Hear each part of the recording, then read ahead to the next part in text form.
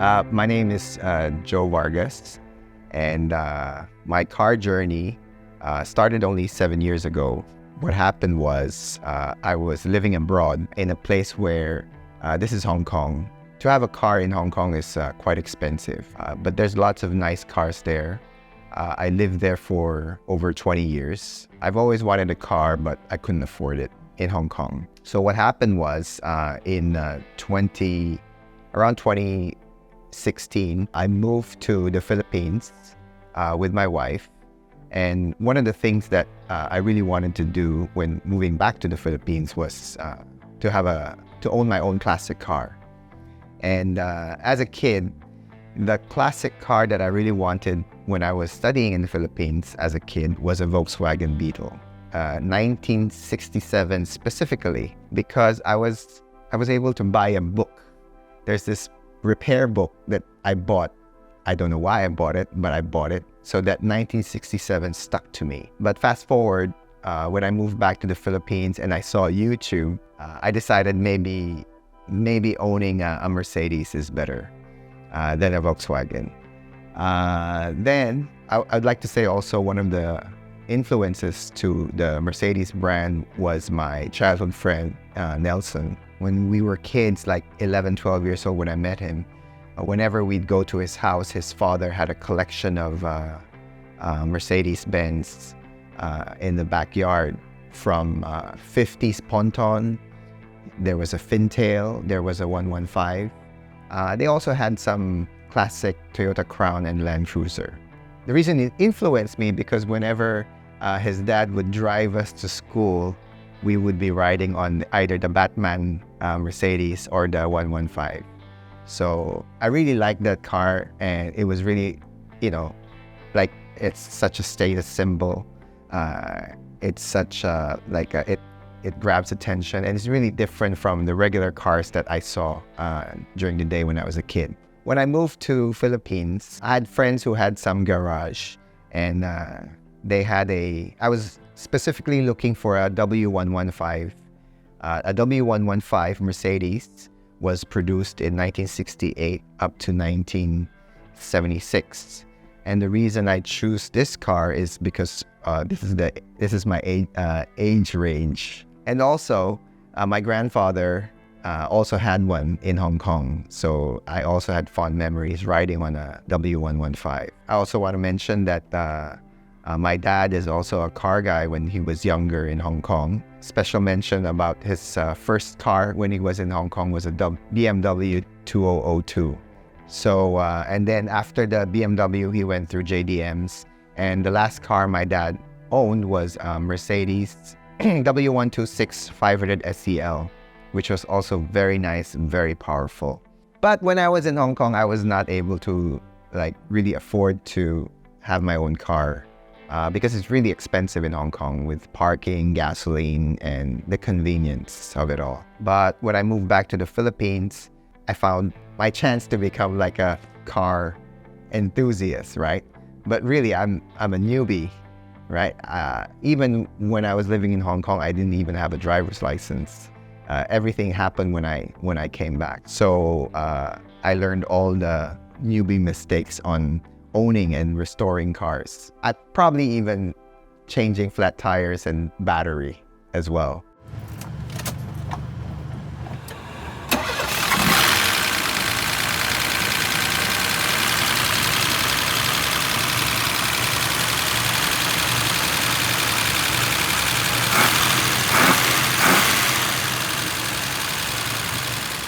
So in 2017, I'm living now in Pasig, right? And I had to go to QC by chance, and I passed by Rosas Avenue in QC. And then there was this establishment where they had 5 Mercedes outside. It was parked outside, there was a cover. And I remember it when I was a kid because I passed by that road a lot when I was a kid. And when I passed by again as an adult, I said, oh, the Mercedes are still there. And then there was this W114 280 parked, and the wheels was flat. When I was driving, I put on the brakes, I stopped right away. I got out of the car and then looked at the car right away. and then it had a flat tire, right? So I asked the guard. There was a security guard there. I said, "Hey, what's wrong with the car? Why is it flat? You guys aren't using it?" And then the guy said, "Oh, unfortunately, the owner passed away a few years ago, so now no one's really using it." But the other Mercedes were running. There was actually two W126 and two W124. And they said, this is the oldest car that my boss had. And he uses this car whenever he goes to play tennis. So specifically when he goes to play tennis, he would use the 114. So I asked them whether the car was for sale. And the guard said, you have to ask the wife. At that time, the wife wasn't there. So I left. I came back, and then I asked the lady, "Are you selling the car?" And she gave me a ridiculous price. And the car wasn't running, and there was rust, and there was sun damage to the paint. She told me that the car was this amount. I'm not going to say the amount. And then to me, it was like, come on, it's not running, right? We didn't have an agreement. I left.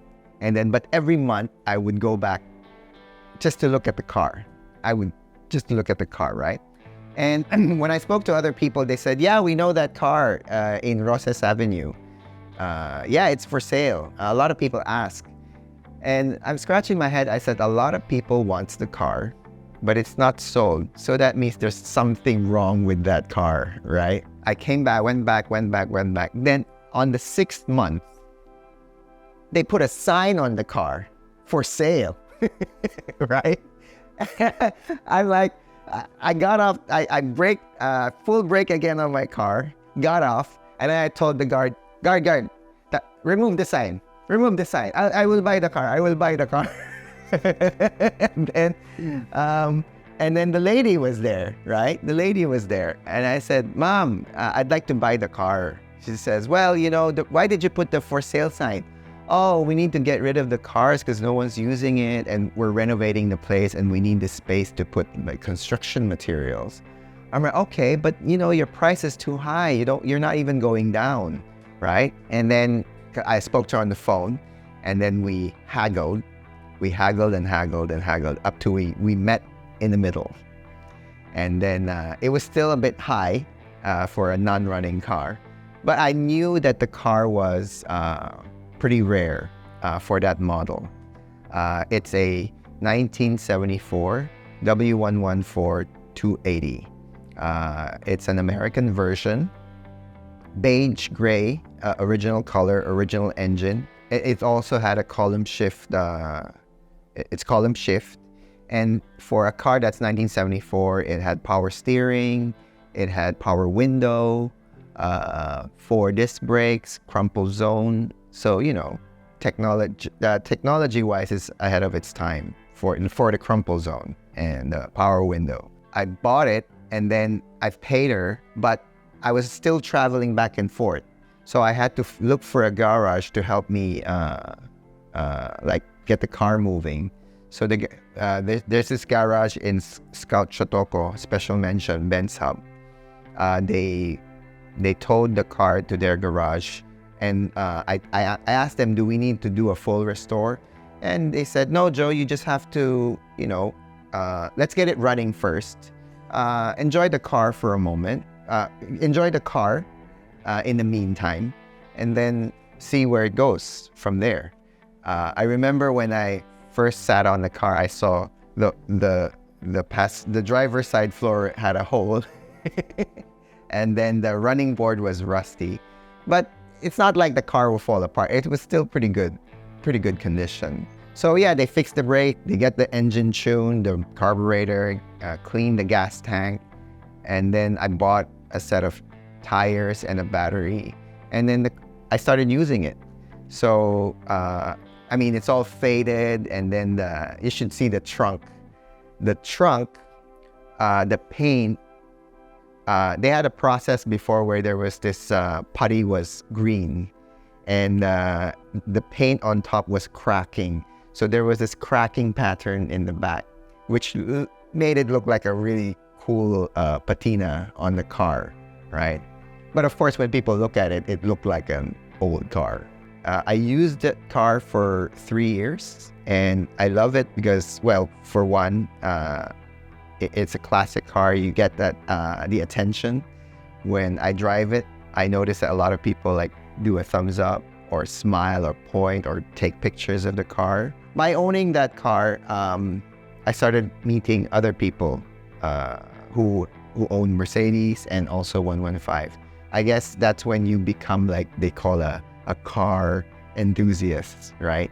So you share stories, you share when something breaks down, you ask them, what did you do, and this and that. And then I was able to get another Mercedes, a 1984 230 CE, a coupe, right? Now this car was parked somewhere in Banawe.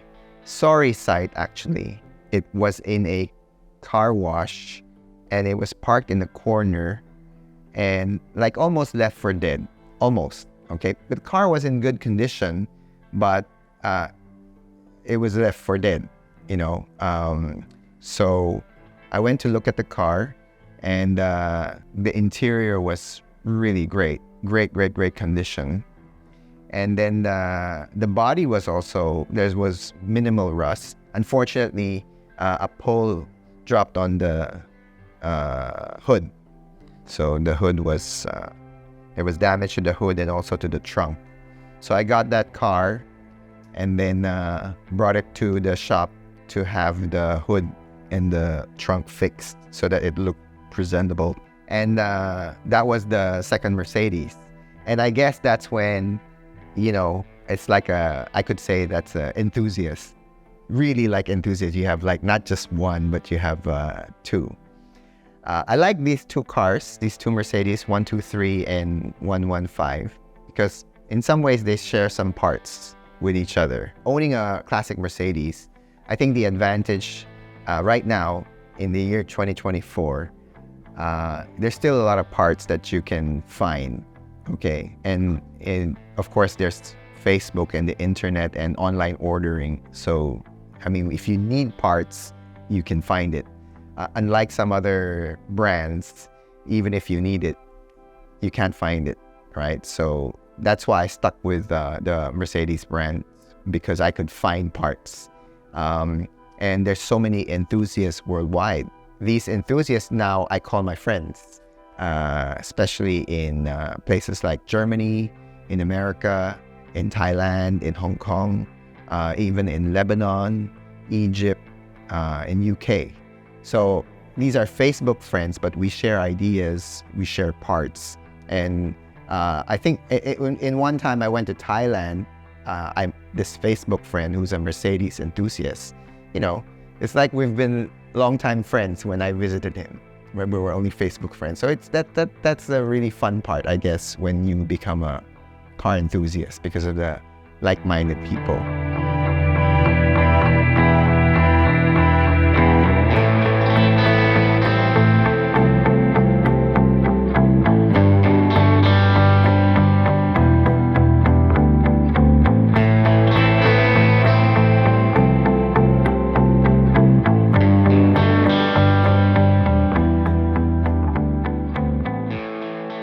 So I'd like to share my current projects, impulse buy.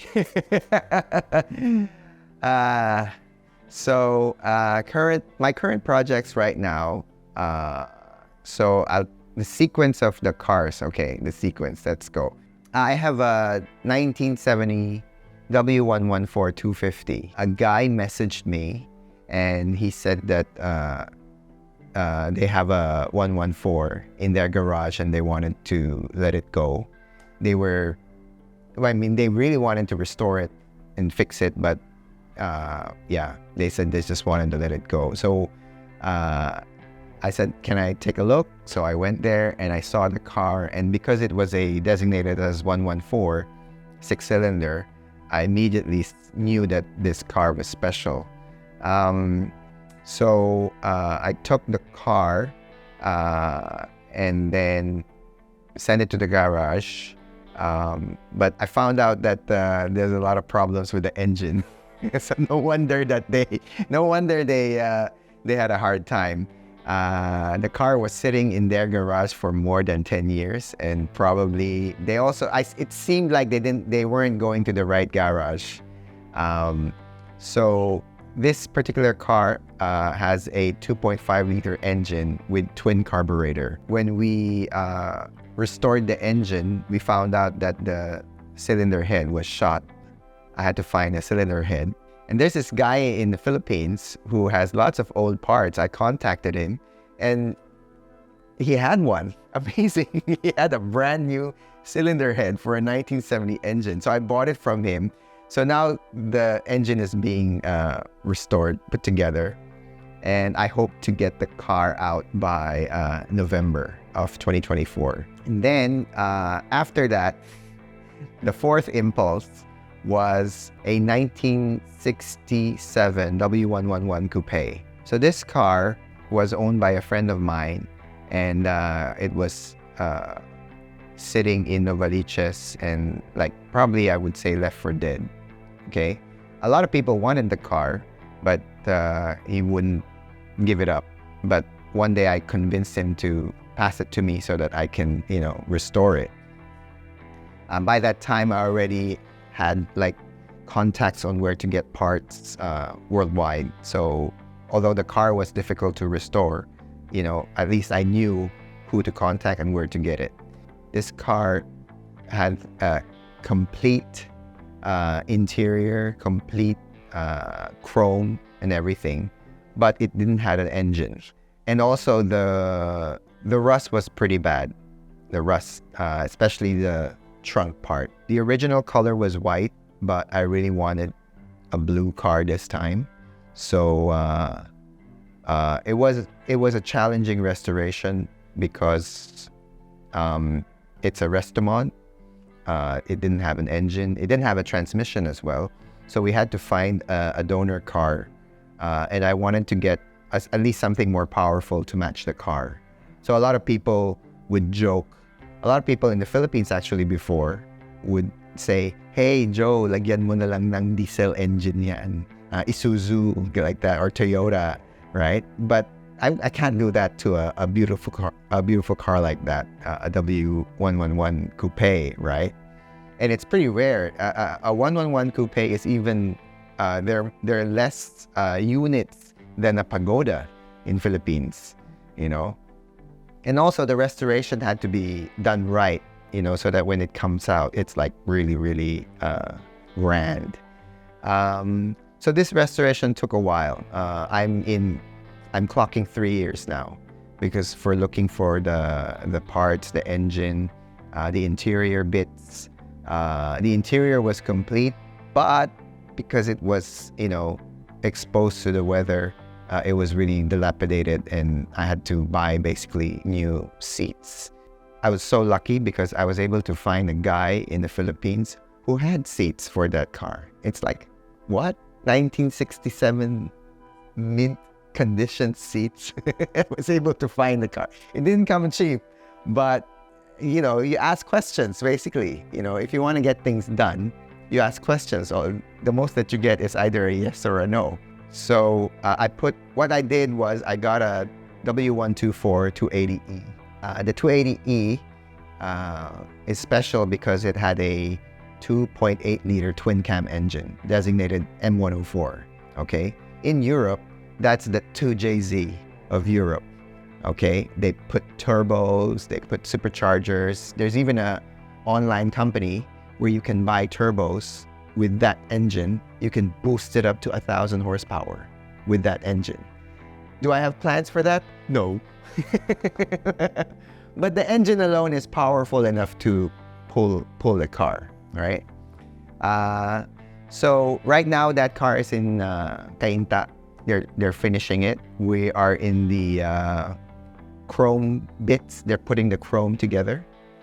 The engine transmission is already installed. Then the fifth Mercedes, it's a 1968 W109 300 SEL. This car I got pretty low. This barn find was really cheap, crazy cheap. So the story is it was his father's car, and the sons were not interested with the car anymore. It was in a warehouse in Valenzuela, and they sold the warehouse, and everything inside was gone, but for the 3 cars. So for all its life, it was in a covered. Luckily, it was covered, right? But still, there was rust in the car, but it was a complete car. Actually, when I opened the trunk, there were even spare parts in the trunk, right? So I was so excited, right? I was containing my excitement when I saw it, like, because the guy hasn't said their price yet. And then when they told me the price, I'm like, inside, jackpot. It's such a thrill to find these barn finds, you know. So, but I only took the 2 cars, the 115 and the 109. The Maxima, I said I didn't want it. And then the car had dents on the side, like deep dents on the door. And I found out that they were moving the car using a forklift. Yeah, it's like kawawa naman yung car. So that car I brought to Novaliches to have it restored. Right now we are in year 2. It's going to be black. All original, the engine. The engine is stuck up, so we needed to overhaul the whole engine. This engine has a injection pump, which is, not a lot of people know how to restore injection pumps for this car. But again, when you for this engine, all the parts that you need is available online and even locally. To restore the original air suspension of Mercedes is really expensive. A lot of people actually don't recommend it because eventually they say it breaks or it airs out. So I might put an aftermarket air suspension just to say like it's like an original with the air suspension. And then I told you guys earlier that my dad, when he was young, he owned a BMW 2002. It was a dream of mine to find a car like that in the Philippines. I mean, even though if someone sells it in the Philippines, I guess it's not going to be cheap, right? Then one day, a guy posted on Facebook a BMW of the same era. Okay, so this was the precursor to the BMW 5 Series and 7 Series. So what's on sale was a BMW, they call it a BMW E3 Neue Class. It had a 2.8 liter engine. And yeah, it's a big car. It's very different from the 202. The 202 was like a tiny car. This was a big car, manual sedan. And this was, a lot of people don't know about this car because most people know about the BMW E9 Shark, the coupe. And they didn't even know there was a sedan. But when I saw the car, I really loved that Shark shape of the car because it's the same fascia with the E9, right? So as long as I could have that, that's also very good for me. So I have a contact in Middle East, and then I asked him, hey, are there BMW E3s there? He said, yeah. And he showed me some pictures. And then I asked him to buy the car and then dismantle the car and ship all the parts to Philippines. So basically I had a donor car. So the interior was, this second car, the parts were all very good. So I had a donor car, and now the car sits in Novaliches, also being restored. But the priority goes, because it's side by side with the W109, so the priority went to finish the 109 first before the BMW. For this BMW, it will probably be silver, and the dream of this car would be I will bag the car, put BBS, air ride, and then yeah, let's see. But the last one is a 1973 Toyota Corolla Sprinter that is I found in Batangas. It is formerly owned by Dante Silverio. Okay, it was sold to a doctor in Batangas, and then it sat in the garage for I think more than 10 years as well. covered garage. So this time it's my wife's relatives who own this car. It was like minimal rust. Actually, yeah, it's minimal rust of a lot of cobwebs in the engine. I think the rats already bit into the wires, but it was lowered. It had NK mags. The interior is complete. That's one of the amazing things.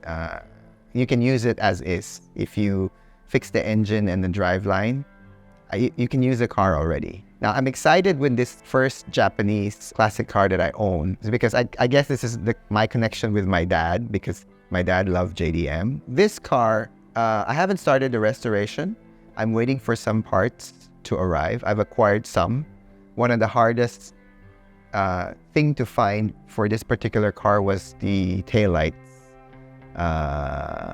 They said that it's easy to find under chassis parts, but the trims for the Toyota Sprinter, they're getting very, very expensive, crazy expensive. Like a side mirror on the fender is 30,000 pesos. I'm like, wow, a Mercedes doesn't even cost that much. So I'm excited for this car. And also, I don't know, I love air ride. I love airbags. I haven't seen a Sprinter with I haven't seen a bag Sprinter. I'd love to do it to my car.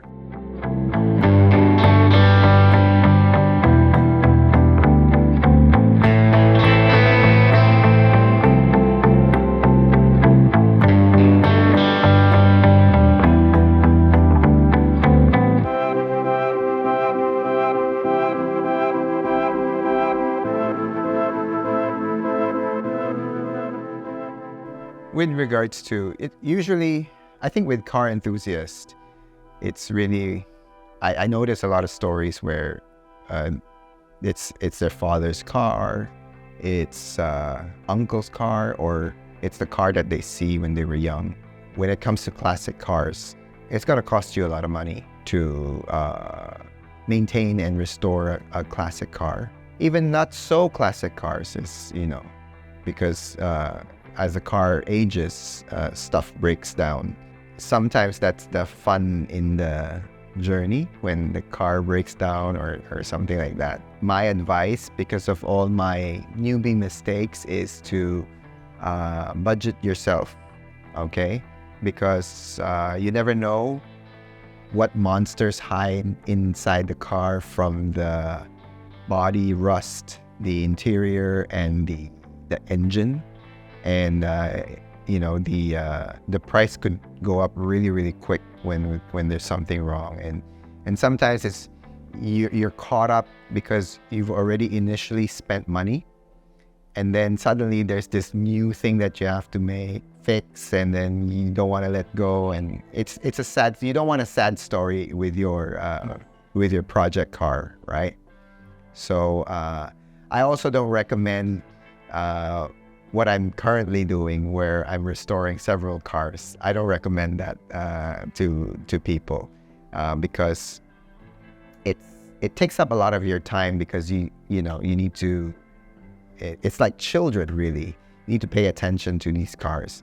I think in my head, eventually I'd have to give up some of them. What I really want to keep is the first car that I was able to acquire, which is the 1974 W114280. The reason why that's close to my heart is because it's actually my birth year and birth month of the car. So the car was born almost at the same time as I am.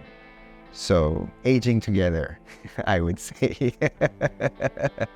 I really enjoy the car. I'd like to say that I'm the third owner of this car. The guy I bought it from, who passed away, and the wife, I'm scheduling to show the finished project to them soon.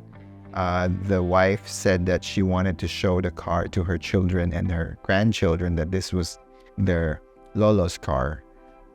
Yeah. And then I don't know what kind of cars you like, but very important to follow through. be nice to, other car enthusiasts. Don't get angry. That's also what I learned pala with car enthusiasts. Don't badmouth anyone. That's very, because you never know when you need help from them again, So if you have anything bad to say, just keep quiet. You can avoid that, but keep your mouth shut. That's also very important. I learned that the hard way. Now that I need help, but because I said something wrong, the relationship is gone. So it bites back. And also make sure that you have a garage space for your car. That's also very important. So I'd like to thank the inspiration for, the cars, really my dad, and also my best friend Nelson, because of his father's Mercedes garage.